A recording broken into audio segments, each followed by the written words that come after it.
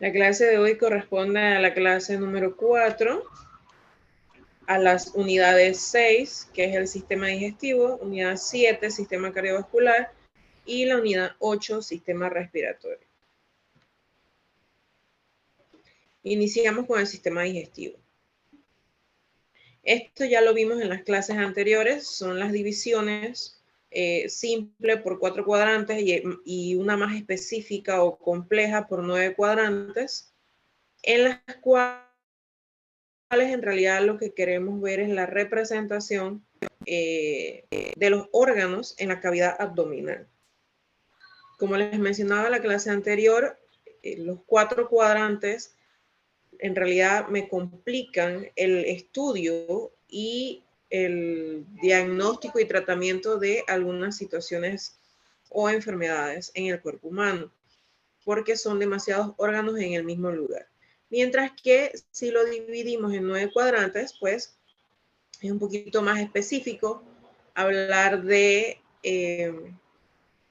por ejemplo, del fondo del estómago, ¿verdad? Que está en el hipocondrio izquierdo versus el fondo del estómago, más un montón de otras estructuras como el hígado, el cuerpo del estómago, el intestino grueso transverso o el colon transverso y parte del intestino delgado. O sea, son muchas estructuras versus que si yo hablo solamente del hipocondrio izquierdo, pues solamente voy a tener el fundus del estómago y de repente el vaso también. Entonces, siguiendo la anatomía, recordemos pues, la anatomía superficial sería la piel, un poquito más profundo, esta línea amarilla, que sería el tejido subcutáneo, de ahí vienen las fascias, los músculos, tenemos parte de la cavidad torácica, que son las costillas flotantes, que pues prácticamente están sobre la cavidad abdominal.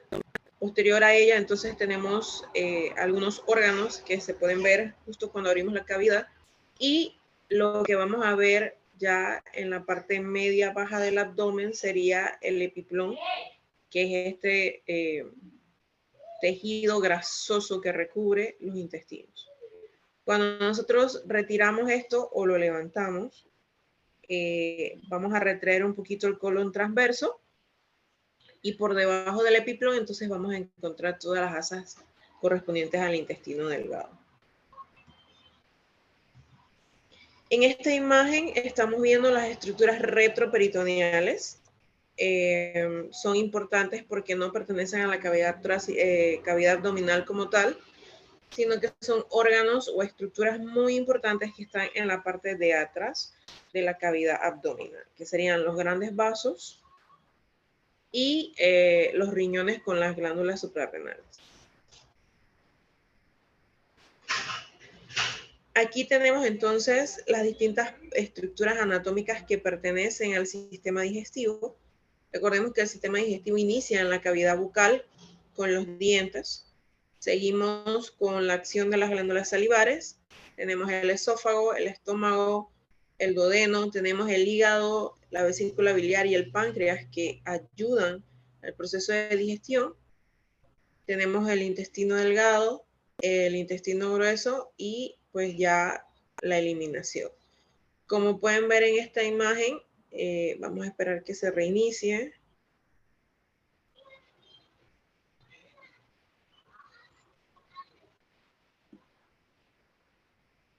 En esta imagen lo que estamos viendo es el proceso de digestión. Desde que el alimento entra a la boca,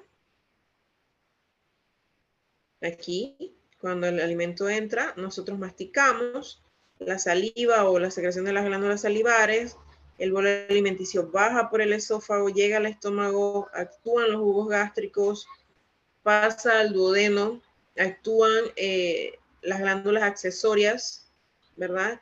Con los jugos del páncreas y de la vesícula biliar, pasa a las otras estructuras del intestino delgado, donde se absorben otra vez nutrientes y se va como separando los nutrientes de los desechos de los alimentos. Por eso es que en este punto cambia de color el kilo. Aquí entonces pasa ya al colon ascendente, colon transverso, el colon descendente, el sigmoides, el recto y el ano, donde finalmente pues se expulsan las heces. Aquí vemos un poquito más grande pues las primeras partes del sistema digestivo, los dientes son muy importantes y la lengua. En teoría deberíamos masticar los alimentos unas 100, 200 veces antes de tragarlos. ¿Por qué? Porque esto ayuda a todo el proceso digestivo a que sea mucho más fácil y que los nutrientes se puedan absorber más fácilmente. Además de la lengua, tenemos las glándulas salivares que secretan algún tipo de sustancias que se va a combinar con el alimento ya macerado para entonces pasar al esófago. Tenemos el estómago con sus distintas partes. Tenemos el cardias o el esfínter superior. Tenemos el fondo del estómago. Tenemos el cuerpo del estómago. Tenemos la curvatura menor, la curvatura mayor. Tenemos el antro pilórico, el conducto pilórico, el píloro o el esfínter inferior del estómago, y el cual entonces se comunica con la primera porción del intestino delgado, que es el duodeno. Aquí retraído un poquito tenemos el hígado y la vesícula biliar. Entonces aquí vemos que en el duodeno entonces desembocan algunas estructuras o líquidos, los procedentes de la vesícula biliar por medio del colédoco y los procedentes del páncreas por medio del conducto pancreático principal. Ambos desembocan justo en la primera porción del intestino delgado conocida como duodeno. Entonces, tenemos las porciones del intestino delgado. La primera porción se conoce como duodeno. La segunda porción se le conoce como yeyuno, y la tercera porción se le conoce como íleon, la cual pues desemboca en el ciego. Aquí entonces tenemos el intestino grueso o el colon. Aquí parte del íleon, donde desemboca en el ciego. El apéndice, que es una estructura que causa muchas patologías y es de riesgo si llega a reventarse o no se trata a tiempo, puesto que puede causar incluso la muerte. De ahí tenemos el colon ascendente, el colon transverso, el colon descendente, el sigmoides, que tiene forma de S, más o menos, el recto y el ano. Tenemos un esfínter interno y un esfínter externo, que son los que entonces permiten la defecación. Pasamos al sistema cardiovascular, que incluiría entonces los vasos sanguíneos y el corazón. Recordemos anatomía básica o ciencias básicas. Tenemos 3 tipos de vasos sanguíneos. Las arterias, que son redondeadas, más gruesas y firmes. En teoría tienen una coloración un poco más brillante y anatómicamente, no solamente en los dibujos, sino también a la hora de estudiar las estructuras anatómicas, no solo buscamos que sea un tubito grueso y con forma circular, sino que también tenemos la opción de tintarlos de color rojo. Tenemos otro vaso sanguíneo conocido como vena. Es un tubito un poquito más delgadito, más suave, más fluctuante, es decir, que no tiene una forma circular como tal. Y en dibujos y en estructuras anatómicas tenemos la opción de tintarlos de coloración azul. Tenemos entonces también los capilares, que no es más que la zona de intercambio de sangre oxigenada con desoxigenada, y es la unión final entre una arteria y una vena. Entonces aquí vemos un poquito más grande. Recordemos pues las distintas capas que tienen las arterias y las que tienen las venas, ¿verdad? Tenemos una túnica externa, una túnica media, una túnica íntima, que está aquí, ¿ok? Y el lumen o espacio, ¿verdad? Además de eso, pues recordemos que la sangre está compuesta por distintas células, entre ellas los eritrocitos o glóbulos rojos, que no son más que células en forma de disco. Tenemos las plaquetas, que son estas pequeñas células No necesariamente son de ese color realmente. Hay otros autores que las ponen de color blanco y son las encargadas, recordemos, de coagular, es decir, evitar que nos desangremos cuando nos cortamos. Y tenemos los glóbulos blancos o los leucocitos, que son los que defienden nuestro cuerpo de enfermedades. Acá vemos la forma discoidal de los eritrocitos. Recordemos que dentro de él va el hierro y tiene la función de transportar oxígeno y es flexible. Ahora bien, hay algunas enfermedades en las que el eritrocito no tiene forma discoidal, sino de media luna, por ejemplo, en las personas que tienen anemia falciforme, ya sea portadores o la enfermedad como tal. Tenemos los glóbulos blancos, ¿verdad? Les mencionaba que son los que nos ayudan a defendernos de enfermedades. Tenemos los eosinófilos, los basófilos, los monocitos, los neutrófilos y los linfocitos, los cuales son los que en realidad tienen memoria. Memoria para defendernos contra enfermedades.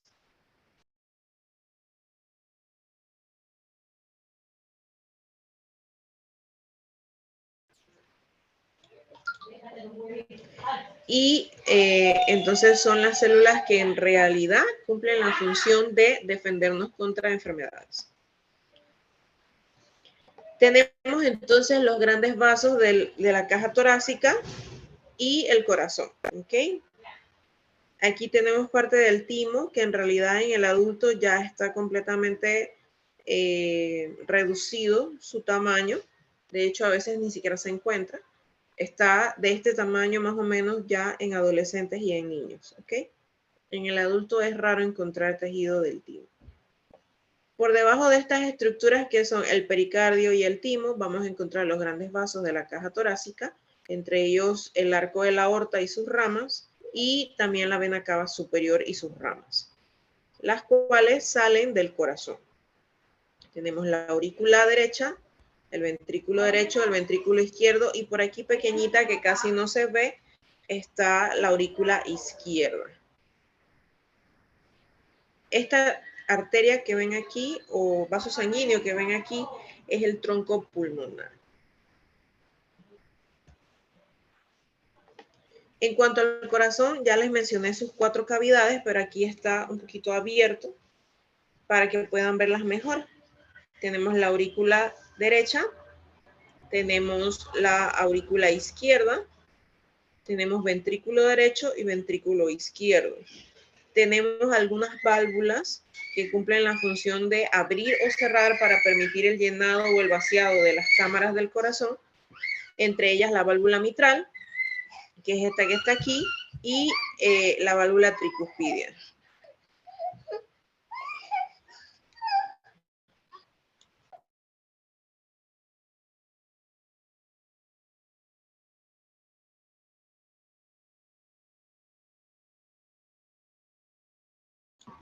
Un momento, chicos.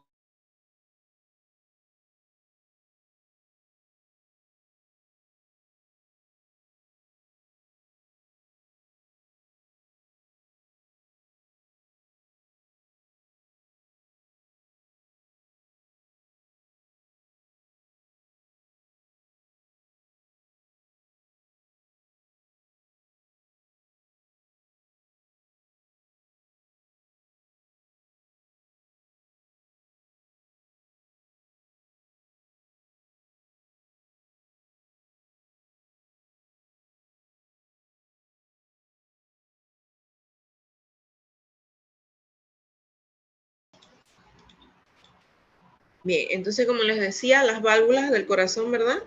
La mitral, la tricuspidia y la semilunar o la válvula aórtica, que son estas que están aquí, ¿ok?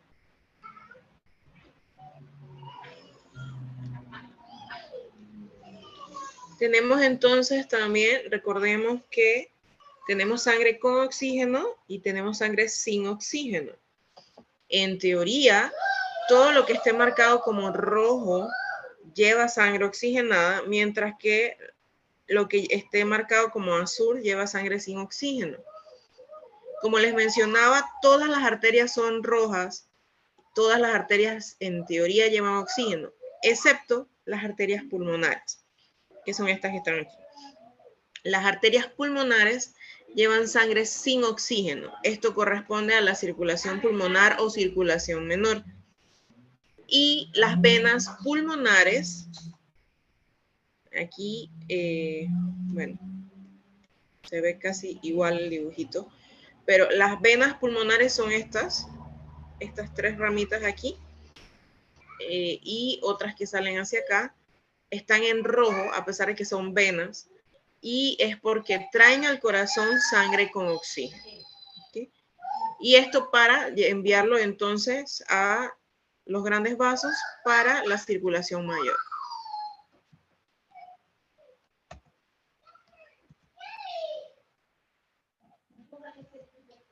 Okay. Entonces lo que les mencionaba de la circulación menor y la circulación mayor. La circulación menor es todo el intercambio gaseoso que se da entre el corazón y los pulmones. Y la circulación mayor o sistémica es todo el intercambio que se da entre el corazón y los vasos, grandes vasos y los vasos periféricos hacia todo el cuerpo.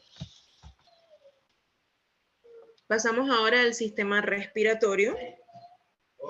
El sistema respiratorio también tiene componentes en la región de la cabeza y el tórax, ¿verdad? Tenemos la cavidad nasal, tenemos la laringe, la faringe, tenemos la tráquea, los bronquios, los bronquiolos, los pulmones como tal. Entonces tenemos, por ejemplo, aquí lo que estamos viendo es la caja torácica con los órganos torácicos y abdominales superiores. Y en dibujito, estas líneas negritas, pues tenemos los huesos. Y como vemos, todos los órganos que están contenidos en la caja torácica y parte de los de la cavidad abdominal, perdón, están protegidos por el sistema óseo. Debemos de notar entonces que la vía respiratoria o el sistema respiratorio se puede dividir en dos: la vía respiratoria superior y la vía respiratoria inferior.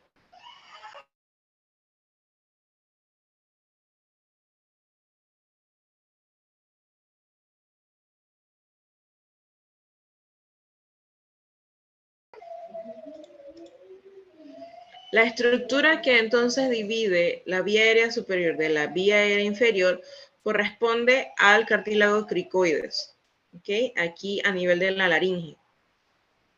Esa es la estructura que divide anatómicamente la vía aérea superior de la vía aérea inferior. Entonces, en la vía aérea inferior tenemos la tráquea, los bronquios, los bronquiolos, los pulmones y el músculo conocido como diafragma, el cual ya vimos en la clase anterior. Acá tenemos la tráquea con los distintos cartílagos y ligamentos que contiene. Podemos ver la estructura interna de la misma, su mucosa. De hecho, tenemos una sección transversa de la tráquea donde podemos ver sus distintas capas de superficial a profundo. Y tenemos los bronquios y los bronquiolos divididos. Recordemos que hay un bronquio más corto que el otro. El bronquio derecho es más corto, mientras que el bronquio izquierdo es más largo. Y esto corresponde a que justo por aquí más o menos está dispuesto anatómicamente el corazón y los grandes vasos. Así también vamos a tener que el pulmón derecho tiene 3 lóbulos, el superior, el medio y el inferior, mientras que el pulmón izquierdo, por la misma situación de la ubicación anatómica del corazón, solamente va a tener un lóbulo superior y un lóbulo inferior. Aquí es donde se da el intercambio gaseoso real, es donde se da el proceso de intercambio de sangre sin oxígeno por sangre con oxígeno. Podemos ver las venas, las arterias y los alvéolos.